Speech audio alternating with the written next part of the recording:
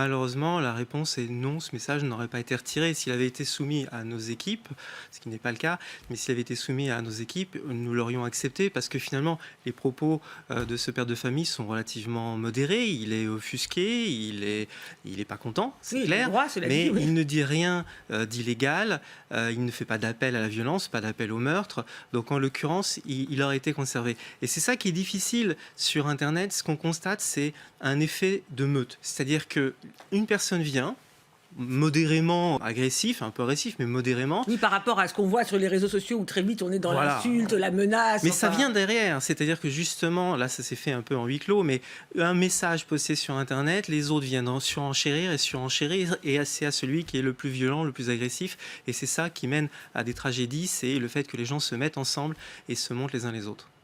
Oui, une réaction sur le message, Ouais. et notamment Ouais. les messages privés, enfin tout ce que J'ai vous venez pas d'expliquer. complètement la même analyse. C'est-à-dire que par exemple, ce professeur serait venu me voir pour me dire il y a des messages qui sont diffusés sur Internet. On donne mon adresse, il y a une réitération. Enfin, on la donne pas, on propose de la donner en message privé. Voilà, est-ce que Voilà, ça on change propose quelque de la chose donner. Pour moi, le fait de proposer de donner l'adresse de quelqu'un, c'est qu'on passe au monde réel. On sort du monde virtuel. Le virtuel, c'est on peut le dénoncer sur Internet, on peut s'insurger, on peut dire qu'on n'est pas d'accord. À partir du moment où quelqu'un vous dit j'ai son adresse, il y a quelque chose de matériel qui découle. On passe à la menace qu'on fait, ce que je disais tout à l'heure, où là on est vraiment dans le... Parce qu'il faut être concret.